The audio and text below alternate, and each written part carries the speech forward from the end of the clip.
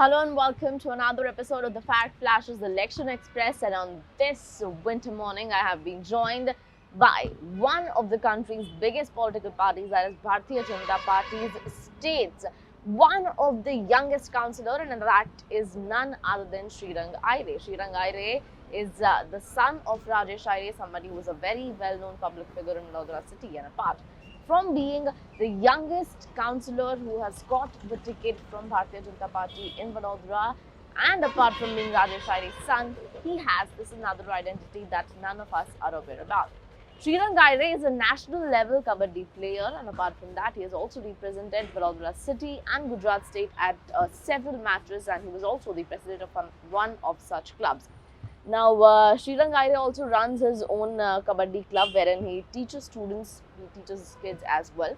This morning, we'll be talking to Srirang on how sports and politics is, he's trying to manage or juggle between both of these things, that is politics and sports. Thank you so much, Srirang, for joining with us this morning. Srirang, सबसे पहले तो जैसे मैंने कहा कि Bharatiya Janata party के youngest counsellor हो आप, और apart from that you are also kabaddi's national level player. तो सबसे पहले तो आपके डैड के भी ये मुद्दे रहे हैं हर बार की जो प्लेग्राउंड्स है उन्हें लेकर. तो are you going to work on the same parameters? या जो पापा के मुद्दे रहे हैं और मेरा मुद्दा रहा है, मेरा मुद्दा यही था पहले. ये तो कोई एकदम से ऐसा कुछ हुआ कि रात में सो रहा था और मुझे पता चला कि नहीं भाई चलो इलेक्शन लड़ना है, काम करना है. ऐसी बात नहीं है कि एक ही दिन में मैं खड़ा हुआ हूँ. मैं पहले से बहुत प्रिपरेशन की है. मेरे पापा के साथ मैं पहले परछाई के जैसे रहा हूँ. उनके बूथ लेवल से लेके ग्राउंड लेवल से लेके सीज़न टू सीज़न जो प्रोग्राम होते हैं हमारे, वहाँ से लेके यहाँ तक का मेरा जो सफ़र है वो मुझे शायद नहीं पता, मेरे पापा को भी नहीं पता था. और हमने सब ये सब हुआ है, जो लड़ना है और जो जवाबदारी सौंपी है वो सब जवाबदारी मुझे निभानी है. और आपको भी पता था, जैसे मैं नेशनल प्लेयर था, मेरा काम था, मैं सुबह उठता था, फिटनेस करता हूँ. जैसे कबड्डी खेलता था, मेरे पास आज 100 से ज़्यादा लड़के हैं. बड़ौदा में मेरी टॉप टीम है कबड्डी एसोसिएशन में. रानी लक्ष्मीबाई मेरा क्रीड़ा मंडल का नाम है, जो मेरा कबड्डी स्पोर्ट क्लब है. जैसे मैं हर बार सोचता हूँ कि नहीं, इस बार न्यू कल्चर के लिए कुछ करना है. मैं कबड्डी टूर्नामेंट भी करवाता था, मैं क्रिकेट टूर्नामेंट भी करवाता हूँ. हाल ही में 1 तारीख जनवरी को मेरी क्रिकेट टूर्नामेंट शुरू हुई थी, जो यहाँ के एरिया में सबसे फेमस मेरी टूर्नामेंट होती है. ज़्यादा से ज़्यादा 18 to 19 टीम्स मेरे टूर्नामेंट में खेलते हैं. ज़्यादा से ज़्यादा बच्चे मेरे साथ रहते हैं. और यहाँ की युवाओं की जो बात करूँ तो युवाओं जो है वो हर जगह पे मेरे साथ रहते हैं. चाहे वो मेरा प्रोग्राम हो, खुशी का समय हो या दुख का समय हो, सब हमारे साथ में रहते हैं. और बात ऐसी है कि युवा होने के नाते मैं भी ये उनके लिए सोचूं कि ये जो युवा उनकी फ़िटनेस पे ध्यान देते हैं, वैसे मैं उनके फ़िटनेस के लिए क्रिकेट है, कबड्डी है, वैसे मैं हर बार स्पोर्ट नए नए खिलाते रहूँ. राइट. श्रीरंग, जहाँ तक बात है कबड्डी की एज अ स्पोर्ट, कबड्डी में टांग खींची जाती है और घेरा भी जाता है सामने वाले टीम के. राजनीति की बात करें, पॉलिटिक्स की बात करें और आपके पर्टिकुलर स्ट्रैटेजीज की बात करें, तो आपकी स्ट्रैटेजी इस पर्टिकुलर इलेक्शन में क्या रहने वाली है? टांग खींचने वाली या फिर घेरने वाली? नहीं, मेरी स्ट्रेटजी तो ये है कि मैं यहाँ के लोगों की, जो जनता ने जो मुझ पे विश्वास किया है, जो मुझे रिस्पांस दिया है, मैं वही रिस्पांस को बरकरार रखूँगा. जैसे मेरे पापा ने एरिया में खूब सेवा जैसे कामों किए हैं, दिन रात जागे हैं, वैसे मैं दिन रात जागूंगा. पहले भी जागते थे, अब भी जागेंगे. हमारे लिए कोई नई बात नहीं है. आने वाले जो चुनाव में हम जो ये चुनाव में लड़ रहा हूँ, जैसे भारतीय जनता पार्टी ने मुझ पे विश्वास रखा है यंगेस्ट उम्मीदवार होने के नाते, तो मेरी भी ये फ़र्ज बनती है कि आने वाले समय में टेक्नोलॉजी को ध्यान में रखते हुए, युवाओं को ध्यान में रखते हुए नई नई तरकीब युवाओं के लिए लाऊंगा. जैसे खेलने के मैदान है, उनके लिए जो प्रायोरिटी जो पहली रखी जाती है, वो सब प्रायोरिटी में उनके लिए रखूँगा. और दूसरी बात तो ये है कि युवा जो है वो उनको ज़्यादा से ज़्यादा कल्चर जो उनके लिए सेट होता है, जैसे हमारी ऑफिस है, अपनों कार्यालय, दिन रात सुबह 365 दिन. मुझे याद है मेरी दादी अभी हाल ही में एक्सपायर हुए थे, उसके दूसरे दिन भी हमने ऑफिस ओपन कर दी थी. उस दिन तो नहीं कर सकते थे, लेकिन उसके दूसरे दिन हमने तुरंत ऑफिस कर दी थी ओपन।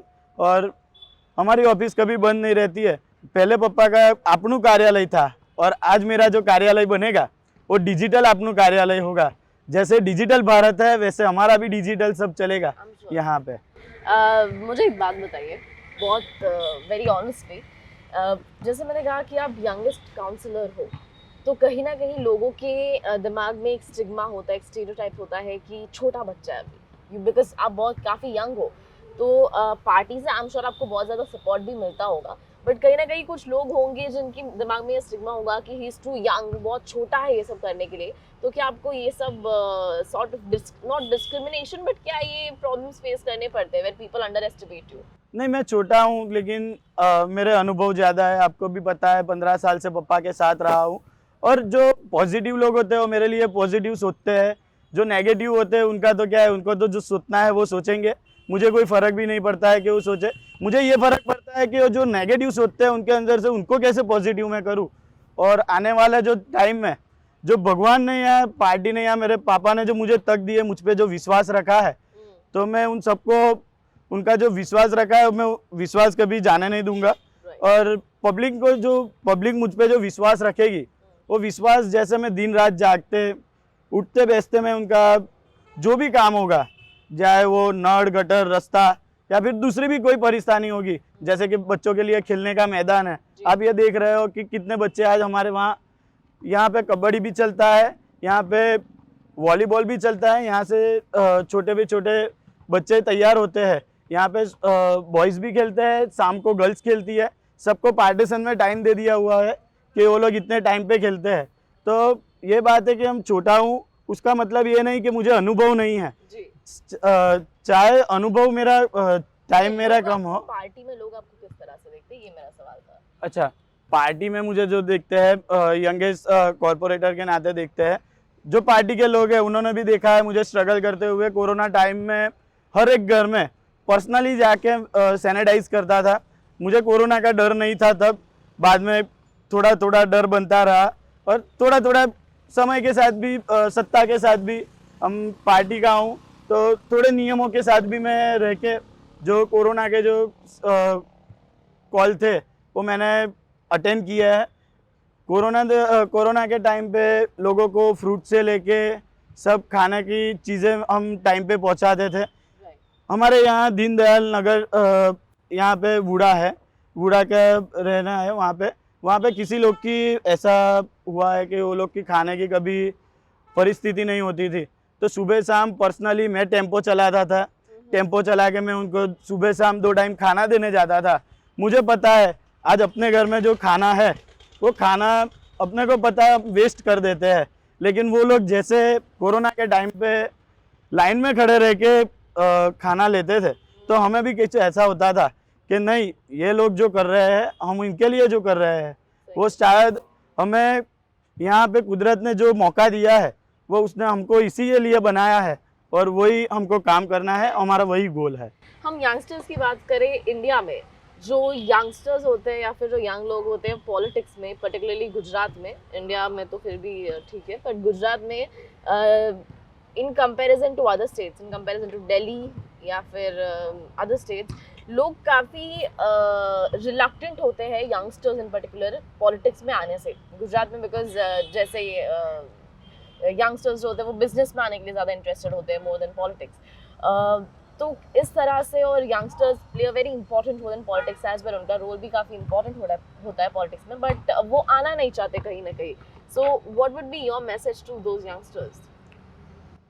ये बात करूँगा युवाओं के लिए कि जो पॉलिटिक्स में कैपेबल है लेकिन आना नहीं चाहते, उनको शायद कोई सत्ता नड़ जाती है या तो फिर फाइनेंशियल प्रॉब्लम नड़ जाते हैं। उनका भी ध्येय होता है कि लोगों की सेवा करे, जैसे मेरा आज काम है कि मैं लोगों की सेवा करता है। लेकिन ये जो आने वाले जो समय में जो ये परिवर्तन आने वाला है कि जो यंगस्टर को ये नया मौका मिलेगा, तो ये यंगस्टर के लिए मैं इतना ही बताना चाहूँगा कि कभी भी कोई भी संजोग में आप चाहते हो कि लोगों की सेवा करना है आपका काम, तो आप सेवा कीजिए। आपको कोई भी नहीं चाहेगा, कुदरत चाहे तो आपको सरताज देगी, कुदरत चाहे तो आपको गिरा देगी। कोई छोटी बात नहीं है इसके, जो चाहती है वो सब कुदरत चाहती है। कुदरत ने आपको भेजा है तो उसका भी कोई कारण होगा। Right. और आज पे जो मुझे भी कहाँ पता था कि हमें भी कोई दिन राजनीति में आना था। हम भी पापा के पीछे सुबह बैनर लगाने जाते थे, शाम को मीटिंग होती थी तो वहाँ पे कुर्सी लगाते थे। कभी भी किसी को दिखाया नहीं कि मैं श्रीरंग आयरे हूँ। और ये जो आने वाला जो समय है वो कुदरत ने मेरे बिना मांगे का फल दिखाया। Right, now my last question कि पॉलिटिक्स के साथ अब आप काफ़ी बिजी हो गए होंगे with the election campaigning and everything, so politics के साथ आप कबड्डी और अपना स्पोर्ट्स कैसे मैनेज करोगे? ये जो बात है मैम मेरी स्पोर्ट्स की, जो मेरे पर्सनल फिटनेस की बात है, तो वो तो मैं मैनेज करना चाहता हूँ। मुझे सुबह 8 बजे की मीटिंग होती है तो मैं सुबह 5 बजे उठ जाता हूँ। कभी कभी ऐसा बना है कि रात को 3 बजे भी सोना होता है तो भी 5 बजे सुबह उठना होता है। साथ में हाँ वैसे हाँ ये आज हुआ है कि सुबह उठ के जल्दी आना पड़ता है। तो ऐसी कोई बड़ी बात नहीं है, पापा ने पहले से प्रिपरेशन करवा दी है कि कैसे लड़ा जाता है, कैसे सहा जाता है, दिन रात जागा जाता है। वैसे ही अभी से मेरी शुरुआत हो चुकी है और आने वाले सब समय में किसी को भी बिना बोले, किसी को भी बिना दिखाए मैं मेरा काम करता रहूँगा। मेरा गोल यही होगा कि यहाँ की जो जनता है मुझ पर विश्वास रखे, उनका मैं काम करता रहूँ। और ये जो युवा है वो युवा के लिए जितने से जितनी मेरी फ़ाइट बनती है उनके लिए मैं उनकी फ़ाइट उनके लिए करता हूँ। और पहले भी करता था और आज भी करता हूँ। मेरे लिए कोई बड़ी बात नहीं है कि युवाओं के लिए फ़ाइट करनी है कि नहीं। कोई भी जगह पे आप किसी भी वार्ड नंबर 9 के युवा को पूछो तो आपको यही बोलेगा कि नहीं मैं इसको जानता हूँ। लेकिन कैसे? पिता के नाम से तो जानते ही है, लेकिन मेरे पर्सनल लेवल पे इतने उनके साथ संबंध बने हुए हैं कि मैंने कभी बड़ा छोटा नहीं देखा। मेरे साथ छोटे से छोटा लड़का भी मेरे साथ रहा है, बड़े से बड़ा लड़का भी मेरे साथ रहा है। किसी के अंदर मैंने कभी माप भेद नहीं देखा, जाति भेद नहीं देखा। और ये जो इलेक्शन है और ये जो समय है, आज मैं जो इस लेवल पे हूँ वो शायद ये पब्लिक की देन है, मेरे पिता की देन है। और भारतीय जनता पार्टी को तो मैं कैसे भूल सकता हूँ, जिसने मेरा जन्म किया है। और मेरा जन्म भी ऐसे किया है कि मेरा कोई अस्तित्व नहीं था, आज उन्होंने मेरा इतना अस्तित्व कर दिया है कि जहाँ भी जाऊँ श्रीरंग आयरे राजेश आयरे के लड़के ऐसे मुझे पहचानते हैं। और यही पहचानना जो मेरे लिए बहुत गर्व की बात है।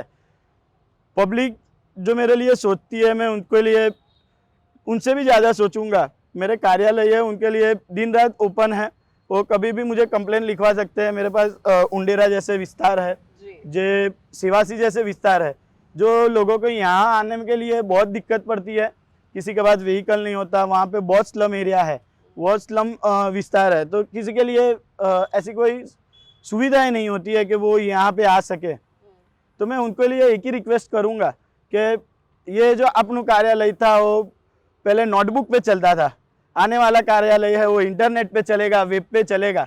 तो उनके लिए ये बड़ी खुशी की बात होगी कि न्यू जनरेशन के लिए न्यू सब। Right.